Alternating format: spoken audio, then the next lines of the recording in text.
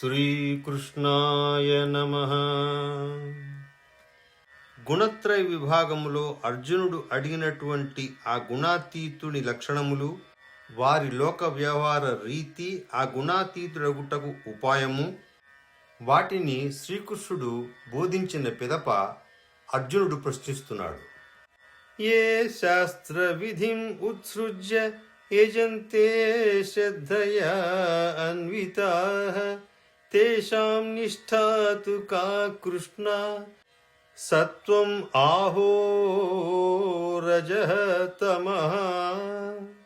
ఓ కృష్ణ, శాస్త్ర విధిని త్యజించి భక్తి శ్రద్ధలతో యజ్ఞములను గాని దైవ పూజలను గాని కొందరు చేయుచుందురు. వారి నిష్ఠ, వారి విధానము సాత్వికమా, రాజసమా, తామసమా? దానికి సమాధానముగా శ్రీకృష్ణుడు, త్రివిధా భవతి శ్రద్ధా దేహినాం సా స్వభావజ సాత్వికీ రాజసీ చ ఏవ తామసీ చ ఇతి తాం శృణు.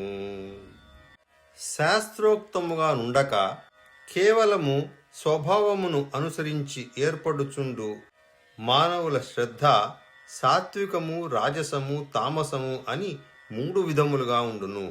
వాటిని గూర్చి వివరించదను, వినుము. సత్వానురూపా సర్వస్య శ్రద్ధా భవతి భారత శ్రద్ధామయః అయం పురుషః యశ్రద్ధః స ఏవ సః. యజంతే సాత్వికాః దేవాన్ యక్షరక్షాంసి రాజసాః ప్రేతాన్ భూతగణాం చ అన్యే యజంతే తామసాః జనాః. ఓ అర్జున, మనుష్యుల అందరి శ్రద్ధయు వారి అంతఃకరణ రీతులకు తగినట్లు ఉండును. ప్రతి వ్యక్తికిని ఏదో ఒక శ్రద్ధ ఉండనే ఉండును. అతని జీవన విధానమంతయును అతని శ్రద్ధకు అనుగుణముగా కొనసాగుచూ ఉండును. దానిని బట్టి అతడు ఎట్టి శ్రద్ధ కలిగి ఉండునని తెలుసుకొనవచ్చును. వారిలో సాత్వికులు దేవతలను, రాజసులు యక్ష రాక్షసులను, తామసులు ప్రేత భూత గణములను పూజించెదరు.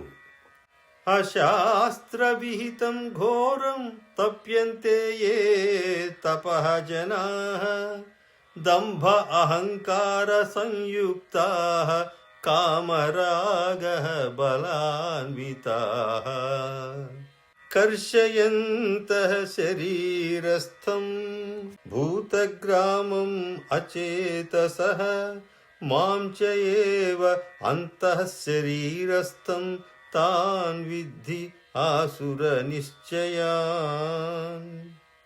దంభము, అహంకారము గలవారు, కోరికలు, ఆసక్తి కలిగి ఉండువారు, బలగర్వితులు అయినవారు శాస్త్ర విరుద్ధముగా మనఃకల్పితమైన ఘోర తపస్సులను ఆచరించుచు శరీరముల యందున్న జీవులను మరియు అంతర్యామిగా అనగా పరమాత్ముడనై ఉన్న నన్ను కృశింపజేయువారు అజ్ఞానులైన ఆసుర స్వభావము గలవారని ఎరుంగుము. అనగా శాస్త్ర విరుద్ధమైన ఉపవాసాది ఘోరములైన ఆచరణల ద్వారా శరీరమును కృశింపజేయుట, భగవదంశైన జీవాత్మను కష్టపెట్టుట, భూత సముదాయమును అంతర్యామి అయిన పరమాత్మను క్లేశముల పాలు చేయుట అగును. అనగా కొన్ని చోట్ల శాస్త్రములో ఉపవాసములు విధించి ఉన్నను, శాస్త్రమే వాటిని యథాశక్తి శరీర ప్రకారము శరీర అవస్థను బట్టే చేయమని నిర్దేశించినది. ఆహారః తు అపి సర్వస్య త్రివిధః భవతి ప్రియః యజ్ఞః తపః తథా దానం తేషాం భేదం ఇమం శృణు. మనుష్యుల స్వభావములను అనుసరించి వారికి ఇష్టములైన ఆహారములు కూడా 3 విధములుగా ఉండును. అట్లే ఆయా మనుష్యులు ఆచరించు యజ్ఞములు, తపస్సులు, దానములు కూడాను 3 విధములుగానే ఉండును. వాటిని గూర్చి వేర్వేరుగా విశదపరచదను, వినుము. ఆయు సత్వబల ఆరోగ్య సుఖ ప్రీతి వివర్ధనా రస్యాః స్నిగ్ధాః స్థిరాః హృద్యాః ఆహారాః సాత్విక ప్రియాః కట్వం లవణాత్యుష్ణ తీక్ష్ణ రూక్ష విదాహినః ఆహారాః రాజసస్య ఇష్టాః దుఃఖ శోకామయ ప్రదాః యాతయామం గతరసం పూతి పర్యుషితం చ యత్ ఉచ్ఛిష్టం అపి చ అమేధ్యం భోజనం తామస ప్రియం.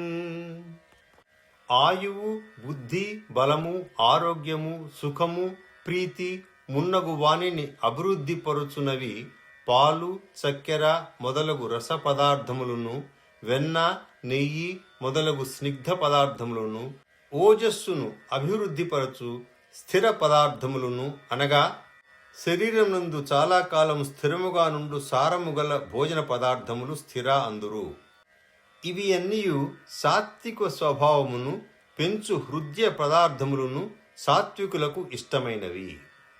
చేదు, పులుపు, ఉప్పు, కారము రుచులకు సంబంధించినవి, మిక్కిలి వేడి వస్తువులు, మాడిన పదార్థములు దాహము కలిగించునవి, అట్లే దుఃఖము, చింత, రోగములను ఉత్పన్నము చేయు ఆహార పదార్థములు రాజస స్వభావము కలిగిన వారికి ఇష్టములగును.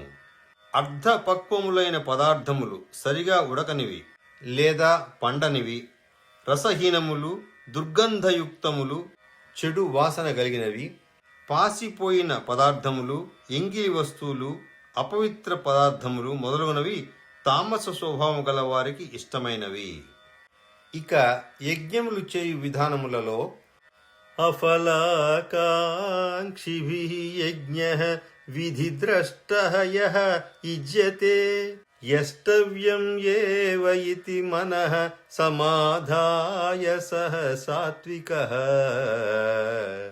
అభిసంధాయ తు ఫలం దంభార్థం అపి చ ఏవ యత్ యుజ్యతే భరతశ్రేష్ఠ తం యజ్ఞం విద్ధి రాజసం. విధిహీనం అసృష్టాన్నం మంత్రహీనం అదక్షిణం శ్రద్ధావిరహితం యజ్ఞం తామసం పరిచక్షతే. శాస్త్రోక్తమైనదియు ఈ యజ్ఞము నాకు కర్తవ్యము అని మనస్సును దృఢముగా నిశ్చయించుకొనబడినదియు ప్రతిఫల ఆపేక్ష లేకుండా చేయబడినదియు అయిన యజ్ఞము సాత్విక యజ్ఞము అనబడును. కాని ఓ అర్జున, సరి అయిన నిష్ఠ లేకుండా ఆడంబరము కొరకు ఆచరింపబడినదియు ప్రతిఫల ఆపేక్షతో చేయబడినదియు అగు యజ్ఞము రాజస యజ్ఞము అని ఎరుంగుము. శాస్త్ర విధిని అనుసరింపనిదియు అన్నదాన రహితమైనదియు మంత్రహీనమైనదియు దక్షిణలు లేనిదియు శ్రద్ధారహితమైనదియు అగు యజ్ఞము తామస యజ్ఞము అనబడును. ఇక తపస్సులలో దేవద్విజ గురు ప్రాజ్ఞ పూజనం శౌచం ఆర్జవం బ్రహ్మచర్యం అహింసా చ శారీరం తపః ఉచ్యతే. అనుద్వేగకరం వాక్యం సత్యం ప్రియహితం చ యత్ స్వాధ్యాయాభ్యసనం చ ఏవ వాంగ్మయం తపః ఉచ్యతే. మనః ప్రసాదః సౌమ్యత్వం మౌనం ఆత్మవినిగ్రహః భావ సంశుద్ధిః ఇతి ఏతత్ తపః మానసం ఉచ్యతే. దేవతలను, బ్రాహ్మణులను, గురుజనులను, జ్ఞానులను సేవించుట, ఇచ్చట గురు శబ్దమునకు మాతాపితరులు, ఆచార్యులు, వృద్ధులు అని కూడా అర్థము చేసుకొనవలెను. పవిత్రత అనగా శౌచము, నిరాడంబరత్వము, బ్రహ్మచర్యము, అహింస అనున్నవి శారీరక తపస్సులు. ఉద్వేగమును కలిగింపనిదియు ప్రియమైనదియు హితమును గూర్చున్నదియు యథార్థమైనదియు అనగా మనస్సు ఇంద్రియముల ద్వారా అనుభవించిన దానిని అదే విధముగా మాటల ద్వారా ప్రకటించుట యథార్థ భాషణము అందురు. అట్లే వేద శాస్త్ర పఠనము, పరమేశ్వరుని నామజప సాధన మొదలగునవి అన్నియును వాక్కునకు సంబంధించిన తపస్సులు.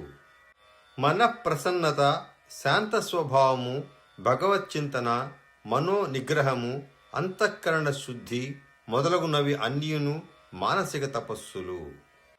ఇంకను తపస్సులలో శ్రద్ధయా పరయా తప్తం తపః తత్ త్రివిధం నరైః అఫలాకాంక్షిభిః యుక్తైః సాత్వికం పరిచక్షతే.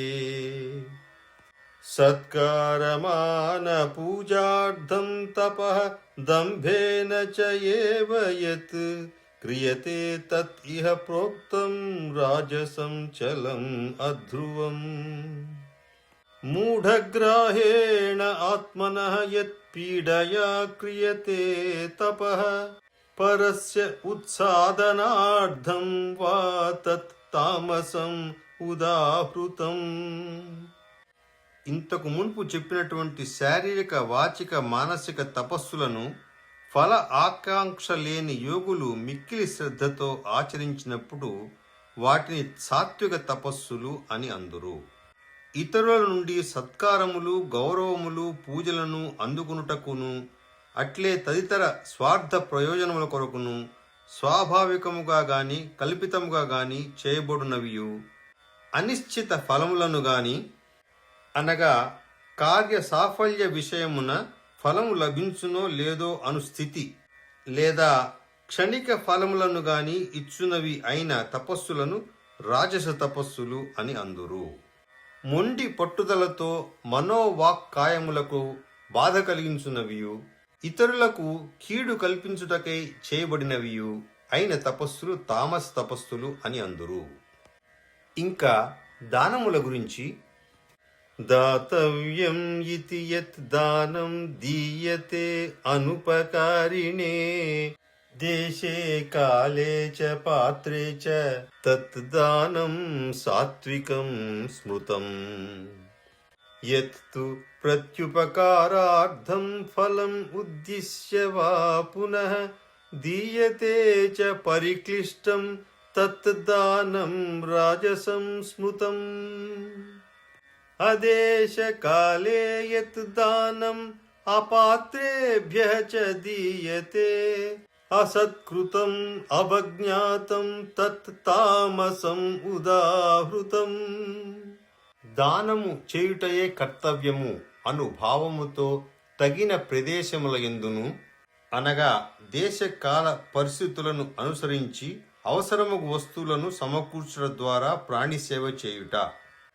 దుర్భిక్ష ఆది కాలముల యందును ఆకలి దప్పులతో బాధపడువారు, అంగ వైకల్యం గలవారు, రోగులు మొదలగు వారికిని, బ్రాహ్మణులు, పండితులు, బ్రహ్మచారులు, వానప్రస్థులు మొదలగు పాత్రులైన వారికిని, పాత్రులనగా పైన చెప్పిన విధముగా ఆర్తిలో ఉన్నవారు గాని లేదా శ్రేష్ఠ ఆచరణము గలవారు గాని, వారికి ప్రతి ఉపకారము ఆశింపక నిస్వార్థ భావముతో చేయబడు దానము సాత్విక దానము అనబడును.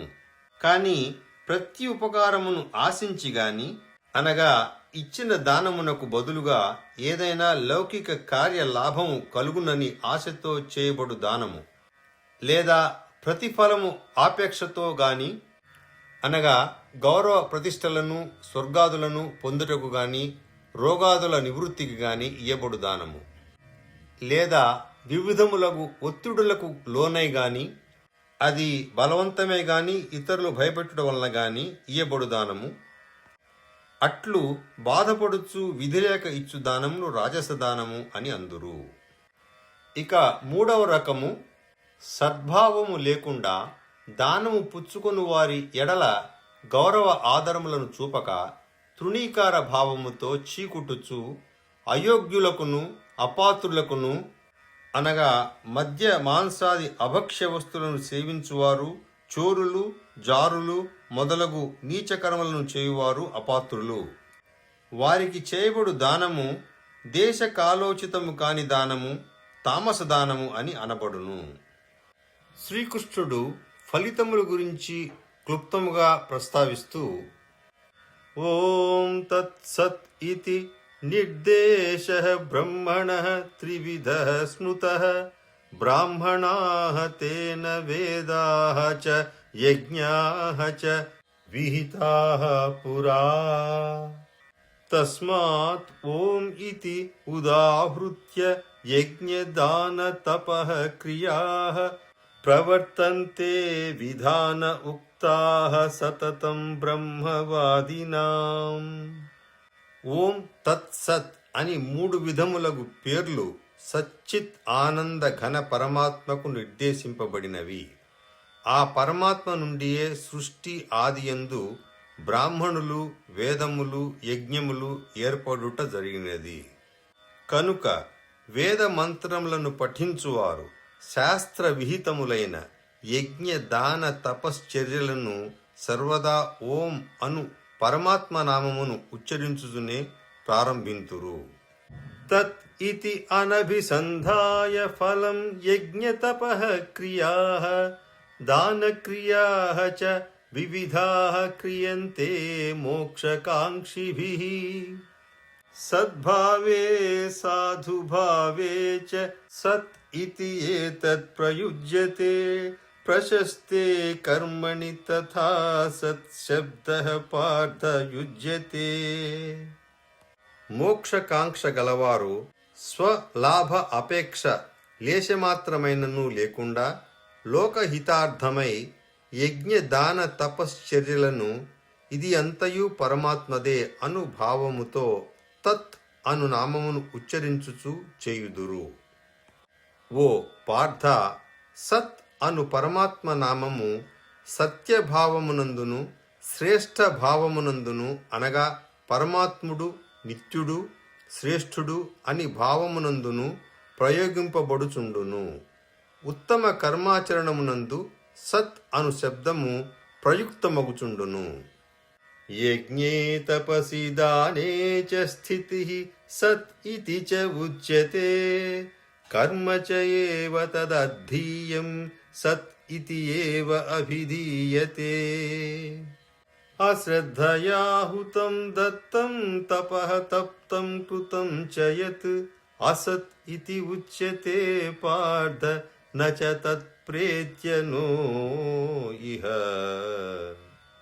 యజ్ఞ దాన తపః క్రియలందలి నిష్ఠ ఆస్తిక భావము సత్ అని అందురు. పరమాత్మను ఉద్దేశించి చేయబడు నిశ్చయాత్మక కర్మలు కూడా సత్ అని అందురు. ఓ అర్జున, శ్రద్ధ విశ్వాసము లేకుండా చేయబడు హోమము, ఇయ్యబడు దానము, ఆచరింపబడు తపస్సు, ఇంకనూ జరుపబడు ఇతర శుభకార్యములు అన్నియును అసత్ అని చెప్పబడును. దాని వలన జీవించి ఉండగా గాని మరణించిన పిదప గాని ఎట్టి ప్రయోజనము కలుగదు. ఇక్కడికి శ్రద్ధాత్రయ విభాగ నామ 17వ అధ్యాయము సమాప్తము. నమస్కారము.